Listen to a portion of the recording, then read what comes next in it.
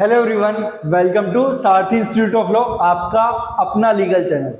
अब जैसे कि आज जिस 2025 की मेंस की डेट डिक्लेयर हो चुकी है, तो यहाँ पर सभी जो स्टूडेंट्स हैं मेंस की तैयारी करने में लग चुके हैं। अब देखिए, मेंस की जो तैयारी है उसमें थोड़ी सी एक्स्ट्रा आपको यहाँ पे एफर्ट डालने पड़ेंगे। वो कैसे? देखिए, बैरिक पढ़ना तो आपके लिए जरूरी है ही है, लेकिन साथ में कुछ ऐसी चीजें होती है, कुछ ऐसे कंसेप्ट होते हैं जो आपको जरूर पता होने चाहिए आपके मेंस एग्जाम के पर्सपेक्टिव से। और वहां पर आपकी हेल्प करने के लिए हम लेके आए ये वीडियो। हम यहाँ पर क्या करने वाले, इंडियन कॉन्ट्रैक्ट एक्ट में जो इसेंशियल डॉक्ट्रिन्स हैं उन सभी डॉक्ट्रिन को हम कवर करने वाले हैं, और उन डॉक्ट्रिन से रिलेटेड जो भी केस लॉज है, अगर कोई लैंडमार्क जजमेंट है, कोई लीगल प्रोविजन है, तो वो भी हम आज के इस वीडियो में जरूर कवर करेंगे, ताकि आप जब मेंस में प्रिपेयर होके जाओ तो आप 100% श्योर रहो कि मैं जो प्रिपेयर करके आया उसके अलावा और कुछ भी ऐसा टॉपिक नहीं रह गया था जो मुझे करना चाहिए था। तो चलिए स्टार्ट करते हैं हमारे आज के इस वीडियो में। तो देखिए, जब भी हम बात करते हैं इंडियन कॉन्ट्रैक्ट एक्ट के अंदर इंपॉर्टेंट डॉक्ट्रिन्स की, तो ले देखिए आपके पास 5 या 6 सी डॉक्ट्रिन्स निकल के आती है जो आपको जरूर पता होनी चाहिए। तो सबसे पहले जो हम डॉक्ट्रिन लेने वाले हैं वो है privity to contract, doctrine of privity of contract. इसका मतलब क्या होता है? देखिए, अगर मैं आपको बिल्कुल सिंपल से भाषा में समझाऊं, जब लड़ाई दो लोगों के बीच में तो तीसरा आदमी क्या कर रहा है बीच में आके, ये जो बात है आपने बचपन में बहुत बार सुनी होगी और अभी भी आप बहुत बार बोलते हैं, भाई जब लड़ाई तेरे और मेरे बीच में, ये तीसरा इंसान आके बीच में क्यों बोल रहा है, हमारे इसको किसने हक दिया? तो यही बात करते हैं प्रिविटी ऑफ कॉन्ट्रैक्ट की। कैसे? प्रिविटी ऑफ कॉन्ट्रैक्ट का मतलब होता है stranger to contract can not sue, यानी कि अगर कोई भी स्ट्रेंजर है, यानी कि कोई भी इंडिविजुअल कॉन्ट्रैक्ट की पार्टी नहीं है, तो वो सू नहीं कर सकते। ओके, तो यानी कि जब भी कॉन्ट्रैक्ट में कोई डिस्प्यूट होगा, कुछ भी इश्यू क्रिएट होगा, तो ऐसे सिचुएशन में कौन है जो एक दूसरे को सू कर सकते हैं? सिर्फ और सिर्फ पार्टी जिन्होंने वो कॉन्ट्रैक्ट साइन किया था। अगर आपने कॉन्ट्रैक्ट साइन नहीं किया है तो फिर आपका कोई भी स्टैंड नहीं बनता है कि आप उस कॉन्ट्रैक्ट को लेके कोई भी लीगल एक्शन लो। तो यही बोलता है ये डॉक्ट्रिन के अंदर, only the parties to a contract can sue each other in the case of breach of contract and enforce their rights and liabilities in a court of law। यानी कि third person यहां पर बीच में नहीं आ सकता। Okay, आगे चलते हैं। इंपॉर्टेंट केसेस देखिए, जब भी आप यहां पर doctrine of privity of contract को समझेंगे और इसको लिखने का ट्राई करेंगे और समझाना चाहेंगे, तो ये जो जजमेंट्स है जो मैं आपको यहाँ पे बताने वाला हूं, वो जजमेंट्स आपको जरूर से जरूर लिखना। अगर आपने वो जजमेंट नहीं लिखे तो बहुत ज्यादा इशू हो जाएगा। अगर आपने जजमेंट लिखना भूल गए तो यकीन मानिए वहां पे एग्जामिनर भी आपको मार्क्स नहीं देगा, फिर आपका नाम जो है वो लिस्ट में डालना भूल जाएंगे, सेलेक्टेड कैंडिडेट की लिस्ट में। तो आपको क्या करना है, केसेस नहीं भूलने। पहला केस ट्विडल वर्सेस एटकिंसन। इसके अंदर क्या हुआ था? A bride's father agreed with the groom's father that he would pay 200 pounds to the groom but did not pay the groom. Could the groom enforce a promise with the late bride's father as said? यानी कि भैया सीधी सी बात है, दहेज की बात चल रही है यहाँ पर, है ना। हम इंडिया तो वैसे बदनाम है, ये भी तो दहेज ही चल रहा है। क्या हो रहा है? जो ब्राइड है यानी कि दुल्हन है, उसने कि उसके फादर ने प्रॉमिस किया है कि भैया दूल्हे को 200 पाउंड मिलेंगे, नहीं मिले तो दहेजी तो हुआ ये। तो अब यहाँ पे क्या किया, दूल्हे ने क्या किया, सू कर दिया। किसको? जो ब्राइड है, जो दुल्हन है, उसके फादर। अब फादर की तो डेथ हो चुकी है, तो उसने क्या ट्राई किया, जो फादर की डेथ होगी, जो उसकी एसेट है, प्रॉपर्टी है, वहां से मैं रिकवर करूं। तो यहां पर इशू क्या था? Could the contract be enforce by third party. अब देखिए, कॉन्ट्रैक्ट किस किस के बीच में था? Bride's father and groom's father. तो यहां पे जो ग्रूम है वो थर्ड पार्टी हुआ ना, तो ग्रूम को तो कोई राइट ही नहीं है कि वो सू कर सके वहां पे, राइट। तो ऐसी सिचुएशन में जो ग्रूम है वो थर्ड पार्टी कहलाएगा, और क्या वो सू कर सकता है? फिर नहीं कर सकता। डिसीजन क्या है? No enforcement, claim fail. यानी कि उसने जब वो क्लेम किया तो उसके क्लेम को रिजेक्ट कर दिया, बोल दिया गया भैया a third party can not enforce a contract, और आप क्योंकि थर्ड पार्टी हो तो आप इस कॉन्ट्रैक्ट को एनफोर्स नहीं करवा सकते हो। चलते हमारे नेक्स्ट जजमेंट पर। ये इंडियन जजमेंट है, MC Chacko versus State Bank of Travancore. अब यहां पर क्या हुआ था?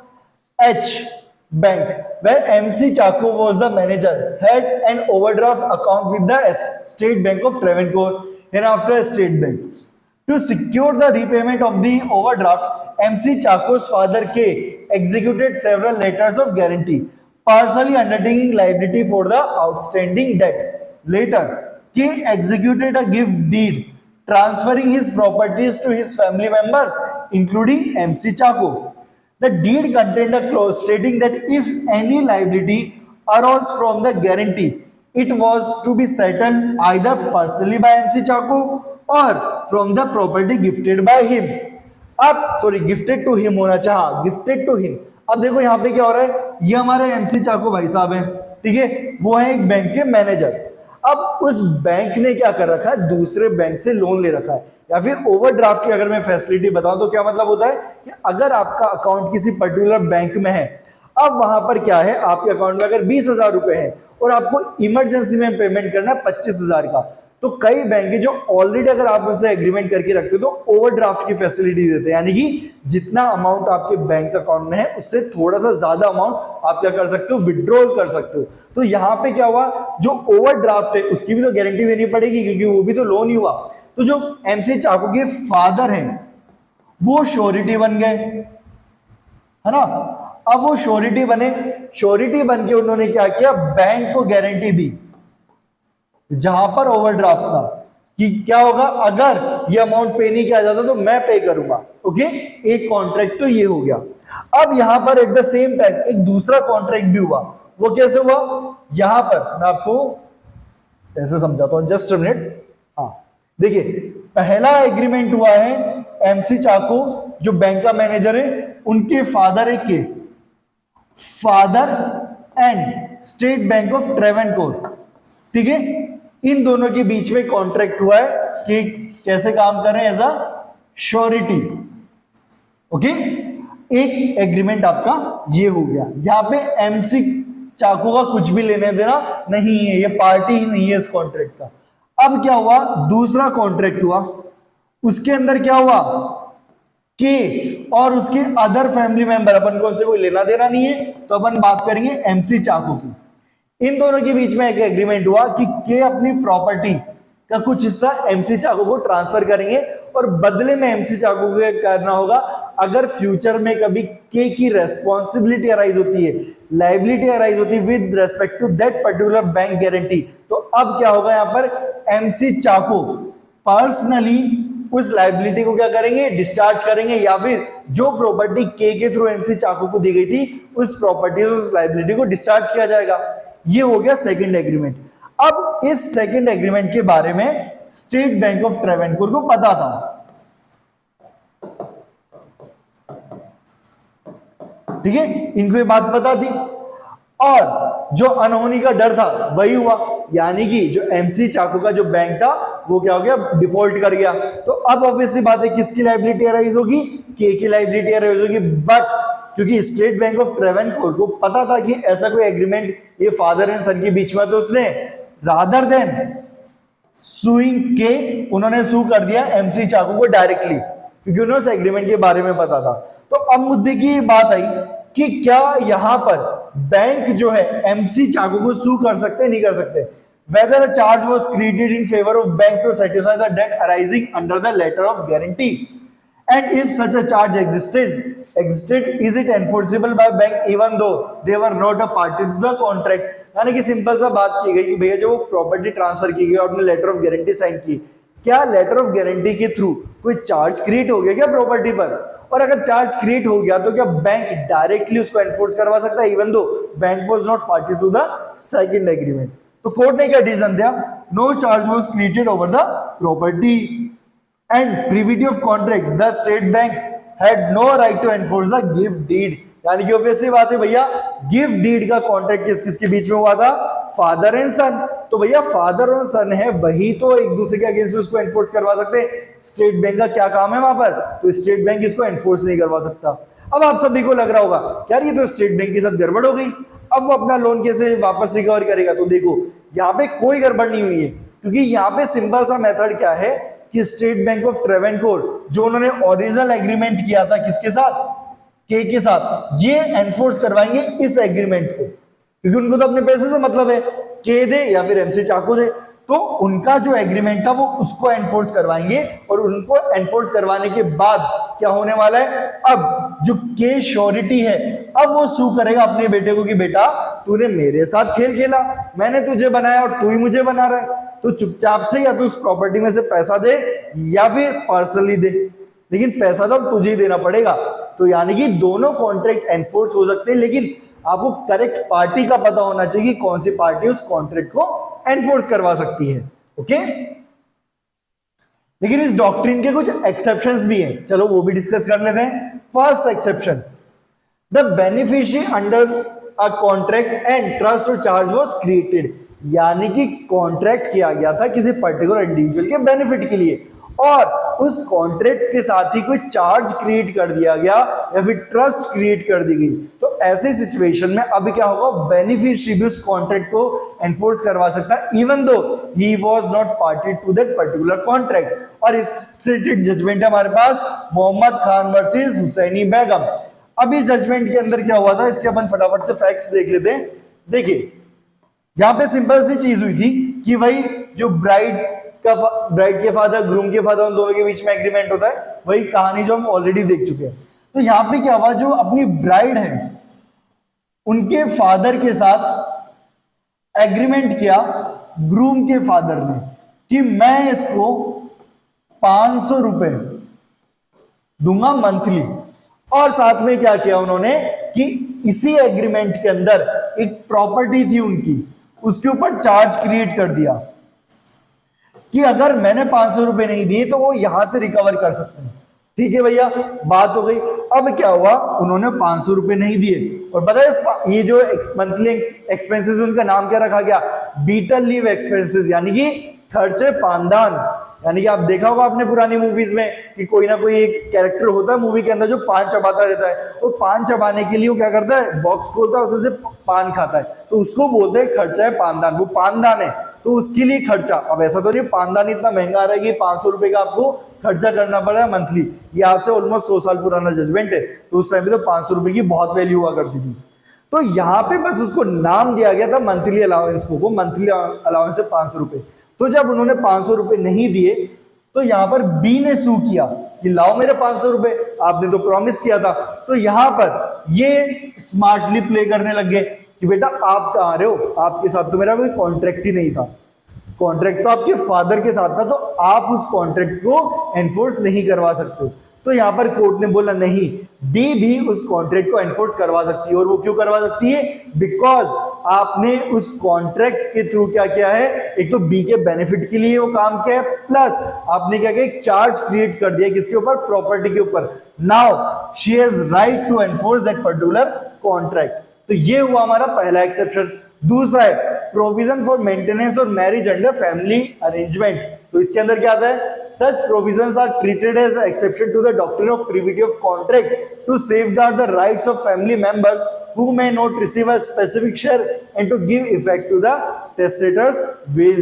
यानी क्या हो रहा है भैया, अलग अलग फैमिली मेंबर्स हैं, ठीक है, अब क्या होना है, वहां पर सबको प्रॉपर्टी में हिस्सा मिलना है, लेकिन क्या किया, एक इंडिविजुअल को आपने प्रॉपर्टी का हिस्सा नहीं दिया, बदले में आपने उनके लिए कुछ एक्स्ट्रा अरेंजमेंट कर दिए, ठीक है, बाकी फैमिली मेंबर्स ने मिलकर। तो अब क्या हुआ, कॉन्ट्रैक्ट तो हुआ बाकी फैमिली मेंबर्स के बीच में, वो तो पार्टी भी नहीं है उस कॉन्ट्रैक्ट का, बट स्टिल वो उस कॉन्ट्रैक्ट को एनफोर्स करवा सकते हैं। कैसे, ये मैं आपको फिर से बताता हूं इस केस के through, शप्पू Ammal versus Subramaniam.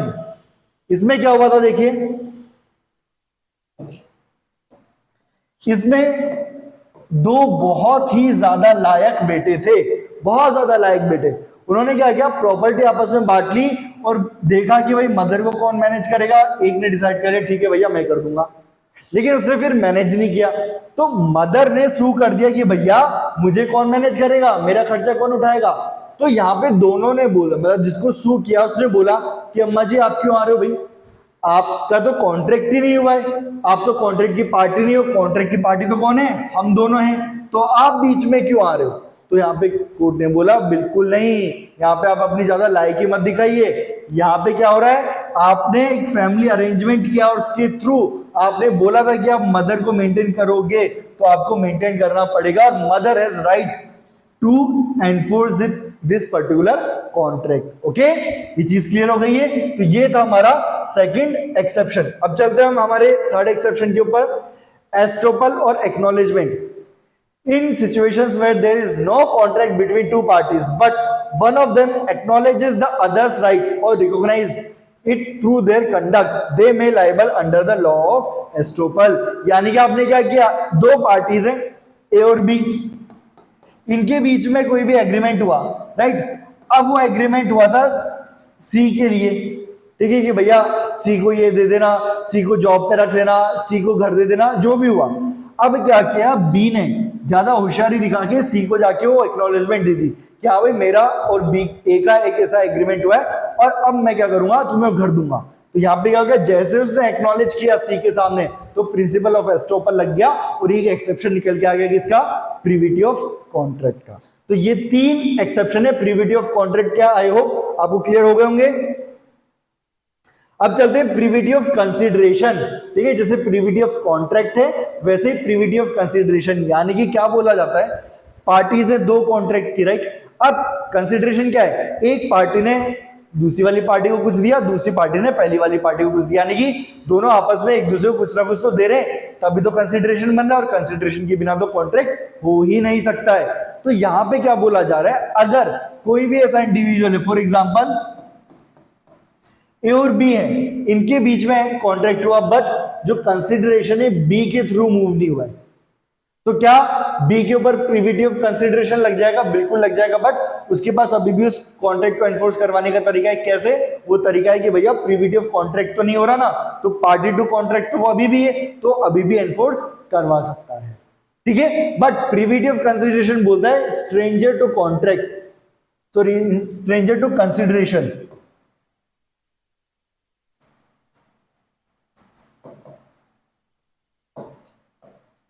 Stranger to consideration can not सू।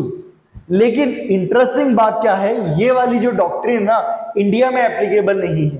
उसके पीछे का रीजन क्या है, उसके पीछे का रीजन है हमारा section 2D of Indian contract act, क्योंकि इसमें साफ साफ लिख दिया गया है, when at the desire of the promisor the promisee और एनी अदर पर्सन, ठीक है, when at the desire of the promisor promisee or any other person has done or abstained from doing or does or abstains from doing or promises to do or abstain from doing something, such act or abstinence or promise is called consideration for the promise। यानी कि भैया जरूरी नहीं है कि जो consideration move हो रहा है वो किसके थ्रू मूव हो, किसी पार्टी के थ्रू ही मूव हो, किसी प्रोमिसी के थ्रू ही मूव हो। अगर किसी थर्ड पार्टी ने भी कंसिडरेशन दे दिया ना, then still it will be considered as valid consideration. और ऐसे सिचुएशन में चाहे उस पार्टी ने वो कंसिडरेशन ना दिया हो, बट स्टिल वो क्या कर सकते हैं, उस कॉन्ट्रैक्ट को एनफोर्स करवा सकते हैं। ओके, तो देखो मैंने साफ साफ लिख दिया है, not applicable in India. Okay, इसका एक लैंडमार्क जजमेंट है चिनैया वर्सेस रमैया, बहुत इंपॉर्टेंट जजमेंट है। क्या हुआ था इसके अंदर, देखो एक गिफ्ट डीड बनी, गिफ्ट डीड से क्या हुआ, एक लेडी है उसने क्या किया, अपनी प्रॉपर्टी को ट्रांसफर कर दिया, किसको, अपनी बेटी को, जो यहाँ पे डिफेंडेंट है यानी कि रमैया को, through a registered deed of gift. One of the term of this gift deed was that the daughter would pay around sum of ₹653 to the lady sister the plaintiff यानी कि चिनैया। To fulfill this term, the defendant executed an agreement in favor of the plaintiff, promising to pay the specified sum annually. However, the defendant failed to make the payment as agreed, leading the plaintiff to file a lawsuit for the recovery of the amount. तो यहाँ पे क्या हो रहा है भैया, सबसे पहले तो देखो रमैया है और उनकी मदर के बीच में एक गिफ्ट डीड साइन हुई और उसकी थ्रू मदर ने अपनी प्रॉपर्टी किसको दे दी, रमैया को दी। लेकिन उन्होंने साथ में कंडीशन भी अप्लाई कर दी। वो कंडीशन क्या थी कि रमैया को 653 रुपीज एनुअली देने पड़ेंगे, किसको, इनकी सिस्टर को, है ना, सिस्टर को देगी। तो अब यहां पे क्या किया, रमैया ने गिफ्ट डीड को भी एक्सेप्ट कर लिया और साथ में एक एग्रीमेंट कर लिया, किसके साथ, सिस्टर के साथ, कि भैया मैं आपको एनुअली ये दूंगी। लेकिन उसने क्या किया, बाद में नहीं दिया। Defendant fail to make the payments, यानी कि डिफेंडेंट वो पेमेंट नहीं कर पाई, उसने मना कर दिया किसी भी रीजन की वजह से। अब क्या किया, जो सिस्टर है उन्होंने सूट फाइल कर दी। तो जो डॉटर है उसने एक बात बोली, एक बात बताओ आप मुझे आंटी, कि जो कॉन्ट्रैक्ट हुआ है वो तो ठीक है, मैं तो आपको 653 रुपीज दे रही हूँ, आप मुझे बदले में क्या दे रहे हो, कुछ भी नहीं दे रहे। तो यानी कि इस कॉन्ट्रैक्ट के अंदर एग्रीमेंट सिर्फ एक साइड से मूव हो रहा है, सॉरी कंसिडरेशन एक ही साइड से मूव हो रहा है। मेरे लिए कंसिडरेशन क्या है, so without consideration there can not be a contract, और आप इसको एनफोर्स नहीं करवा सकते। तो यहां पर कोर्ट ने बोला नहीं, देखो जो हमारा इंडियन कॉन्ट्रैक्ट एक्ट साफ साफ बोलता है कंसिडरेशन क्या होता है, या तो प्रॉमिस ने दिया हो या फिर किसी थर्ड पार्टी ने दिया हो। बस जो इंपॉर्टेंट चीज है वो क्या है, at the desire of the promisor. तो जब यहां पर मदर ने वो प्रॉपर्टी आर को दे दी थ्रू गिफ्ट डीड, तो वो एक सफिशिएंट कंसिडरेशन कंसिडर किया जाएगा फॉर दिस एग्रीमेंट ऑल्सो। तो यहां पर क्या है, प्रीविटी ऑफ कंसिडरेशन को अप्लाई नहीं किया और कोर्ट ने बोला भैया जो सिस्टर है ना वो भी क्या कर सकती है, इस एग्रीमेंट को, इस कॉन्ट्रैक्ट को क्या करवा सकती है, एनफोर्स करवा सकती है। हाँ, क्या होता कि अगर यहां पर ये वाला एग्रीमेंट नहीं किया जाता, ठीक है, अगर ये वाला एग्रीमेंट नहीं किया जाता इनके बीच में, तो क्या होता, अब एस जो है प्रीविटी ऑफ कंसिडरेशन तो है ही है, प्रीविटी ऑफ कॉन्ट्रैक्ट भी है, तो अब ऐसी सिचुएशन में एस के पास कोई भी तरीका नहीं था। बट रमैया ने क्या गलती की, उसने एक सेपरेट कॉन्ट्रैक्ट कर लिया, किसके साथ, एस के साथ। ओके, तो वो इस वजह से फंस गई। इसके बाद नेक्स्ट डॉक्ट्रिन हमारी doctrine of frustration. Doctrine of frustration का मतलब क्या होता है, an agreement to do an act impossible in itself is void. ठीक है, और ये जो हमारी डॉक्ट्रिन है ये आपको देखने को मिलेगी section 56 of Indian contract act. तो हम ये भी पढ़ लेते हैं क्या बोलता है section 56, agreement to do impossible act, an agreement to do an act impossible in itself is void. Contract to do an act afterwards become impossible or unlawful. A contract to do an act which after the contract is made becomes impossible or by reason of some event which the promisor could not prevent, unlawful becomes void when the act becomes impossible or unlawful. यानी कि भैया जब आपने contract किया था ना तब तो सब कुछ सही चल रहा था, वैलिड कंसिडरेशन था, लॉफुल कंसिडरेशन था, लॉफुल ऑब्जेक्ट था, सब कुछ सही था, वैलिड कंसेंट थी, कॉम्पिटेंट पार्टी थी, सब कुछ था। बट क्या हुआ, विद टाइम ऐसी कोई सिचुएशन अराइज होगी जिसकी वजह से वो कॉन्ट्रैक्ट परफॉर्म नहीं किया जा सकता।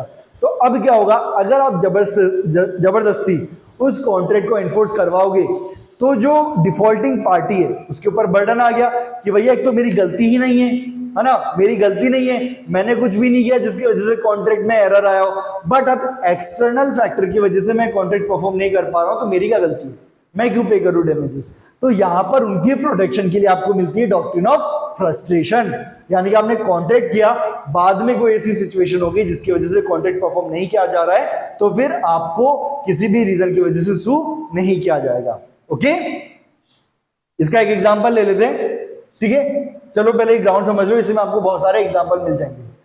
स्पेसिफिक ग्राउंड्स ऑफ फ्रस्ट्रेशन, पहला डिस्ट्रक्शन ऑफ सब्जेक्ट मैटर्स, यानी कि भैया जो सब्जेक्ट मैटर है कॉन्ट्रैक्ट का वही क्या हो गया, डिस्ट्रॉय हो गया है। जैसे कि अभी आपको पता होगा पंजाब में जो है बहुत बड़ी फ्लड्स आ रखी है, बहुत सारे ऐसे डिस्ट्रिक्ट हैं, बहुत सारे ऐसे एरिया हैं जो बर्बाद हो चुके हैं। अब अज्यूम करो ए पंजाब में रहता है, ठीक है, ए पंजाब में रहता है, उसने एग्रीमेंट किया था कि बी को वो करेगा 100 kg राइस सप्लाई, ठीक है, बट क्या हुआ, फ्लड की वजह से पूरी जो फसल है बर्बाद हो गई, है ना। अब वो इतनी जल्दी कहां से अरेंज करे, तो अब क्या हुआ, क्या बी ए को सू कर सकता है क्या फॉर ब्रीच ऑफ कॉन्ट्रैक्ट, नहीं, क्यों, क्योंकि यहां पे क्या हो गया, फ्रस्ट्रेशन ऑफ कॉन्ट्रैक्ट। क्यों, क्योंकि जो सब्जेक्ट मैटर यानी कि जो राइस है वो क्या हो गया, डिस्ट्रॉय हो गए, किसकी वजह से, फ्लड्स की वजह से। ओके, सेकंड है change in circumstances, best example कोविड-19, जो एग्जांपल हर कोई समझेगा। 2020 में ये जो भयानक बीमारी थी, अब मेन मेड है या फिर नेचुरल है, ये राज तो भैया चाइना की जो लैब्स हैं उन्हीं के अंदर दफन है, वहीं से निकल के आएगा अगर ये राज कभी निकला तो, नहीं तो किसी को नहीं पता चलेगा कि ये मैन मेड डिजास्टर था या फिर नेचुरल था। ओके, तो आपको पता है कि जब कोविड-19 जो है फैलने लगा तो हर जगह लॉकडाउन लग गया, जो जहां था वहीं रह गया, है ना, जो सामान जहां था वहीं रह गया। अब कोविड-19 की वजह से अगर टाइम पर आपको जो है प्रोडक्ट डिलीवर नहीं हो पाया और वो प्रोडक्ट की टाइम पर डिलीवरी करना बहुत ज्यादा जरूरी था, तो क्या एज अ रिसीवर आप जो सेंडर है उसको सू कर सकते हो क्या फॉर ब्रीच ऑफ कॉन्ट्रैक्ट, नहीं, क्योंकि यहां पर जो सेंडर है उसकी गलती थोड़ी ना है, उसने थोड़ी ना कोविड-19 फैलाया है, तो यानी कि उसकी गलती नहीं है, फिर भी सर्कमस्टांसेस ऐसे बन गए कि अब वो उसको परफॉर्म नहीं कर पाएगा, तो क्या हो जाएगा यहाँ पर डॉक्ट्रिन ऑफ फ्रस्ट्रेशन लग जाएगी। नेक्स्ट है डेथ और इनकेपेसिटी ऑफ पार्टीज, यानी कि अगर पार्टीज की ही डेथ हो गई है तो आप उसे परफॉर्म कैसे करवाओगे। और अगर ऐसी सिचुएशन थी कि कॉन्ट्रैक्ट के अंदर साफ साफ लिखा था कि कॉन्ट्रैक्ट जो है पर्सनली परफॉर्म करना है, तो ये डॉक्ट्रिन अप्लाई होगी। लेकिन अगर ऐसा था कि पर्सनली परफॉर्म करने की जरूरत नहीं है, लीगल रिप्रेजेंटेटिव भी परफॉर्म कर देंगे, तो ये डॉक्ट्रिन आप नहीं लगाओगे। जैसे ए और बी के बीच में एग्रीमेंट हुआ कि ए उसे एक पेंटिंग बना के देगा, क्योंकि ए बहुत फेमस पेंटर है। अब क्या हुआ, ए की डेथ हो गई, तो क्या बी ए के लीगल रिप्रेजेंटेटिव को सू कर सकता है क्या? नहीं। क्यों? क्योंकि वहां पे उनकी कोई भी इंटेंशन नहीं थी कि लीगल रिप्रेजेंटेटिव उस कॉन्ट्रैक्ट को परफॉर्म करे। ठीक है, तो ये है डॉक्ट्रिन ऑफ फ्रस्ट्रेशन का जो थर्ड ग्राउंड है वो। Governmental administrative and legislative intervention, recently आपको इसका एग्जांपल देखने को मिलेगा जब आपको पता है कि जितने भी ऑनलाइन गेमिंग एप्स हैं उनके ऊपर बैन लग गया है ना, रातों रात ये कंपनी बंद हो गई। अब वो कैसे हुआ? गवर्नमेंट या फिर एडमिनिस्ट्रेटिव या लेजिस्लेटिव इंटरवेंशन की वजह से। तो यानी कि उन्होंने जो कॉन्ट्रैक्ट किए थे अब उन्हें भी खत्म करना पड़ेगा। कैसे परफॉर्म कर पाएंगे? क्योंकि वो उनकी जो पूरी एंटिटी है उसी को इलीगल डिक्लेयर कर दिया। तो यानी कि यहाँ पे अगर गवर्नमेंट की वजह से, एडमिनिस्ट्रेटिव या फिर लेजिस्लेटिव इंटरवेंशन की वजह से वो कॉन्ट्रैक्ट परफॉर्म कर पाना इम्पॉसिबल हो गया है, तो फिर आप किसी को भी सू नहीं कर सकते। ओके, नेक्स्ट है इंटरवेंशन ऑफ वॉर। सिंपल सी बात है, वॉर की वजह से अगर ऐसी सिचुएशन क्रिएट हुई है कि आप वो कॉन्ट्रैक्ट परफॉर्म नहीं कर पा रहे हो, तो फिर आपको कॉन्ट्रैक्ट परफॉर्म करने की जरूरत नहीं है। जैसे कि ए जो है रॉ मटेरियल सप्लाई करता है बी को। अब बात ये कि ना, ए का वो जो रॉ मटेरियल आता है वो आता है पाकिस्तान से, और आपको पता है अभी रिसेंटली इंडिया और पाकिस्तान के बीच में जो है काइंड ऑफ एक वॉर डिक्लेयर हो चुका था, सारे ट्रांजैक्शन रुक गए थे। अब क्या हुआ, इस वॉर की वजह से ए जो है टाइम पे सप्लाई नहीं कर पाया। क्यों? क्योंकि उसके पास रॉ मटेरियल नहीं है पाकिस्तान से। तो क्या बी ए को सू कर सकता है क्या फॉर ब्रीच ऑफ कॉन्ट्रैक्ट? नहीं। क्यों? क्योंकि यहां पे वॉर की वजह से टाइम पर डिलीवरी नहीं हो पाई। ठीक है, तो ये ग्राउंड है 5 जिसके ऊपर आप डॉक्ट्रिन ऑफ फ्रस्ट्रेशन को अप्लाई कर देते हो। केसेस देखते हैं। Satyabrata Ghosh versus Mugneeram Bangur and company. यहां पे वॉर वाली सिचुएशन थी। कैसे? A case arose from a contract entered in 1941 between Satyabrata Ghosh appellant and Mugneeram respondent. The respondent was a firm of builders and developers. The agreement involved respondent was a firm of builders involved the respondent developing a plot of land owned by the appellant in the Calcutta Improvement Trust scheme area. The respondent was to construct houses on the land and then sell them. However, during World War II, a significant portion of the land was requisitioned by the government for military purposes in November 1941. लेकिन देखो यहाँ पे interesting बात क्या है, यहाँ पर court ने डॉक्ट्रिन ऑफ फ्रस्ट्रेशन नहीं लगाई। क्यों नहीं लगाई? क्योंकि भैया जो गवर्नमेंट ने एक्वायर की थी लैंड को वो टेम्परेरीली किया था, और टेम्परेरी अगर इंटरवेंशन हुई है तो उसकी वजह से आप वहां पे कॉन्ट्रैक्ट को क्या नहीं कर सकते, फ्रस्ट्रेट नहीं कर सकते हो। हाँ, अगर ऐसा था ना कि टाइम एक इसेंशियल पार्ट था, ठीक है, तो आप फ्रस्ट्रेट कर सकते हो। बट अगर ऐसा नहीं था कि टाइम एक इसेंशियल पॉइंट है, तो ऐसी सिचुएशन में क्या है, पार्टीज जो है डॉक्ट्रिन ऑफ फ्रस्ट्रेशन का बेनिफिट नहीं उठा सकती। तो यहाँ पे जब उन्होंने गवर्नमेंट ने एक्वायर किया ना लैंड, तो टेम्परेरी बेसिस पे या परमानेंट बेस पे नहीं, तो यहां पर वो डॉक्ट्रिन ऑफ फ्रस्ट्रेशन का फायदा नहीं उठा सकते, उनको बाद में वो कॉन्ट्रैक्ट परफॉर्म करना पड़ेगा। नेक्स्ट है डॉक्ट्रिन ऑफ एब्सोल्यूट एक्सेप्टेंस, जो आपको देखने को मिलेगी सेक्शन 7 के अंदर। यानी कि देखो, एक साइड से जाता है प्रपोजल या फिर ऑफर जिसे हम बोलते हैं, और सामने से आता है क्या, एक्सेप्टेंस। ठीक है, इसी तरीके से काम होता है, और जब ये हो जाता है तब प्रपोजल कन्वर्ट हो जाता है प्रॉमिस में। अब ये डॉक्ट्रिन ये बोलती है कि भैया जो आपकी एक्सेप्टेंस है ना, ये क्या होनी चाहिए, एब्सोल्यूट होनी चाहिए। ठीक है, एब्सोल्यूट एंड अनक्वालिफाइड, यानी कि जब आप एक्सेप्टेंस दे रहे हो तो आपको उस कंप्लीट ऑफर को ही एक्सेप्ट करना पड़ेगा, आप उसमें काट छाट नहीं कर सकते। अगर आपने उसके अंदर किसी भी तरह की काट छाट की तो फिर उसको आप एक्सेप्टेंस नहीं बोलोगे, आप उसको नाम दोगे काउंटर ऑफर, और अब उस काउंटर ऑफर को एक्सेप्ट करेगी अपोजिट पार्टी। जो ओरिजिनली प्रपोजर था वो कौन बन जाएगा? एक्सेप्टर बन जाएगा, अगर वो काउंटर ऑफर को एक्सेप्ट कर लेता है तो। ओके, और यही बात आपके सेक्शन 7 के अंदर लिखी हुई है। Acceptance must be absolute. In order to convert the proposal into a promise, the acceptance must be absolute or unqualified, be expressed in some usual or reasonable manner unless the proposal prescribe the manner in which it is to be accepted. यानी कि या तो आपको usual manner में उसे accept करना है, या फिर अगर प्रपोजल में कोई स्पेसिफिक मैनर बताया हुआ है तो आपको उसी मैनर में उस प्रपोजल को एक्सेप्ट करना पड़ेगा, अदरवाइज उसको वैलिड एक्सेप्टेंस नहीं माना जाएगा।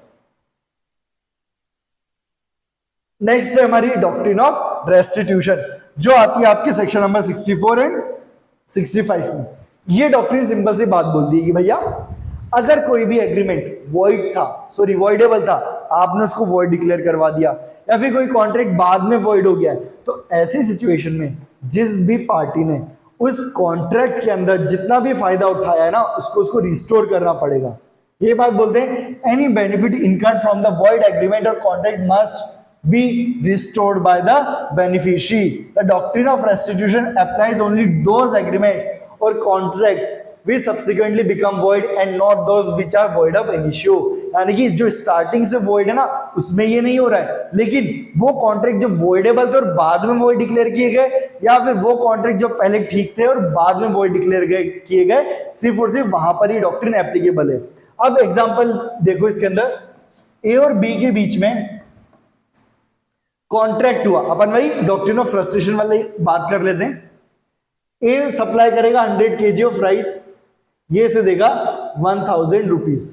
इसने क्या किया, एज अ एडवांस मनी 200 रुपए ए को दे दिए, है ना। तो अब क्या हुआ, डॉक्ट्रिन ऑफ फ्रस्ट्रेशन लग गई, कॉन्ट्रैक्ट क्या हो गया, वॉइड हो गया। ठीक है, क्या हो गया, वॉइड हो गया। तो अब क्या होगा, ए को ये 200 रुपए लौटाने पड़ेंगे, किसको, बी को। क्या करना पड़ेगा, ए को ये 200 रुपए लौटाने पड़ेंगे, यानी कि रेस्टिट्यूट करना पड़ेगा। वो जो बेनिफिट उसने लिया है उसको रिफंड करना पड़ेगा। इसको हम बोलते हैं डॉक्ट्रिन ऑफ रेस्टिट्यूशन। और वहीं पे ऐसा होता कि ए ने अभी कुछ भी पेमेंट नहीं किया है, लेकिन ए ने क्या किया, बी ने उसे 100 में से ऑलरेडी 40 kg क्या कर दिया है, राइस दे दिया है। तो अगर वो उस कॉन्ट्रैक्ट को ही खत्म करवाना चाह रहा है तो उसे क्या करना पड़ेगा, उस 40 kg राइस को रिटर्न करना पड़ेगा, अपने पास नहीं रख सकता। ओके, ये है डॉक्ट्रिन ऑफ रेस्टिट्यूशन। लास्ट हमारी डॉक्ट्रिन है doctrine of quantum merit. Quantum merit का मतलब होता है what one has earn or as much as he earn. ठीक है, इसका मतलब क्या होता है, quantum merit means a demand for the justifiable sum in relation to services or commodities provided to the defendant. Thus, the law of quantum merit means a promise to pay a reasonable fee for the labor and materials provided even if there is no explicit contract. यानी कि भैया दो party में कोई contract नहीं है, लेकिन क्या क्या अपोजिट पार्टी ने कोई ना कोई बेनिफिट उठा लिया, तो अब उसे उस बेनिफिट के बदले में क्या करना पड़ेगा, पेमेंट करना पड़ेगा। कैसे, ए को राइस भेज रहे थे बी को, बी के बगल में फैक्ट्री थी सी की, तो गलती से वो राइस बी के पास जाने के बजाय चले गए सी के पास, और सी ने उन राइस को एक्सेप्ट कर लिया और यूज कर लिया। तो अब डॉक्ट्रिन ऑफ क्वांटम मेरिट ये बोलती है कि भैया जो बेनिफिट सी ने लिया है ना, उसको वो बेनिफिट क्या करना पड़ेगा, बदले में कुछ ए के लिए करना पड़ेगा। ए के लिए अब क्या करेगा, जितने भी राइस उसने कंज्यूम किए उस राइस का अमाउंट वो ए को पे करेगा। इवन दो ए और सी के बीच में कोई एक्सप्रेस कॉन्ट्रैक्ट नहीं था, but still she is liable to pay because of doctrine of quantum meruit. अब अपन प्रोविजन देखते हैं, provision number 70, obligation of person enjoying benefit of non gratuitous act where a person lawfully does anything for another person or delivers anything to him not intending to do so gratuitously and such other person enjoys the benefit। देखो क्या लिखा हुआ है, enjoys the benefit thereof, the latter is bound to make compensation to the former in respect of or to restore the thing so done so delivered। यानी कि आपने जो benefit उठाया है भैया उसे कंपनसेशन पे करो, और अगर कंपनसेशन पे नहीं कर रहे हो तो रिस्टोर करो। ये हमारी डॉक्ट्रिन ऑफ क्वांटम मेरिट। तो ये इसेंशियल डॉक्ट्रिन्स थी जो मुझे लगता है आप सभी को पता होनी चाहिए with respect to Indian contract act. और अगर आपको वीडियो इंफॉर्मेटिव लगा, आपको लगा कि इस वीडियो से आपको मेंस के अंदर बहुत ज्यादा हेल्प मिलने वाली है, तो इस वीडियो को जरूर जो है लाइक करें और हमारे चैनल को जरूर सब्सक्राइब करें, क्योंकि देखिए जब आप सब्सक्राइब करेंगे और बेल आइकन दबाएंगे तो आपको जितने भी हमारे लेटेस्ट वीडियो जो हम आज स्पेसिफिक बनाने वाले मेंस के एग्जाम के पर्सपेक्टिव से, उन सभी वीडियो की नोटिफिकेशन आपको सबसे पहले मिलेगी, ताकि आप टाइम पर उन वीडियोस को देख पाओ और टाइम पर आप अपनी प्रिपरेशन को कंप्लीट कर पाओ। क्योंकि देखिए टाइम पर प्रिपरेशन कंप्लीट करना बहुत ज्यादा जरूरी है, because revision is the key. और जब आपको रिवीजन के लिए टाइम नहीं मिलेगा तो फिर आप पेपर में क्या लिख के आओगे। इसलिए आपको क्या करना है, टाइम पर सारे वीडियोस देखने, टाइम पर नोट्स कंप्लीट करने और फिर टाइम पर अपना रिवीजन स्टार्ट करना, ताकि आप जब 11th एंड 12th अक्टूबर को आरजेएस का एग्जाम देने जाओ या फिर 12th अक्टूबर को जीजेएस का एग्जाम देने जाओ तो आप मेंटली प्रिपेयर रहो कि भैया मैंने सब कुछ प्रिपेयर कर लिया, अब मैं एग्जाम को एकदम फोड़ दूंगा, अब एग्जाम में कुछ भी ऐसा नहीं है जो मुझे नहीं आता हो। तो ये कॉन्फिडेंस लाने के लिए आपको क्या करना पड़ेगा, रिवीजन करना पड़ेगा, और उससे भी ज्यादा जरूरी हमारे चैनल को सब्सक्राइब करना पड़ेगा, ताकि आपको सारी इंफॉर्मेशन जल्दी से जल्दी मिल पाए। So that's all for today. अब मिलते हैं एक नए वीडियो में एक नए टॉपिक के साथ। और अगर आपको लगता है कि कोई ऐसा कंसेप्ट है, कोई ऐसा टॉपिक है जो आपको समझ में नहीं आ रहा है, तो हमें कमेंट सेक्शन में जरूर बताइए, हम उसके ऊपर भी वीडियो बनाएंगे और आपकी हेल्प जरूर करेंगे। क्योंकि देखिए हमारा एक ही मोटिव है, जितना ज्यादा हम बच्चों की हेल्प कर पाए, जितना ज्यादा हम बच्चों को गाइड कर पाए, वो हमारे लिए बहुत बहुत ज्यादा सेटिस्फैक्टरी रहेगा। तो अगर आपको किसी भी टॉपिक में डाउट है, किसी भी कंसेप्ट में डाउट है, तो हमें जरूर बताइए। तो चलिए अब मिलते हैं एक नए वीडियो में। And all the very best for your preparation. आप प्रिपरेशन मन लगा के करते रहिए, और ट्रस्ट मी, अगर आप मन लगा के प्रिपरेशन करेंगे, हार्ड वर्क करेंगे, तो आप आरजेएस का एग्जाम या जीजेएस का एग्जाम जरूर क्लियर करेंगे। So that's all for today. अब मिलते हैं नए वीडियो के अंदर।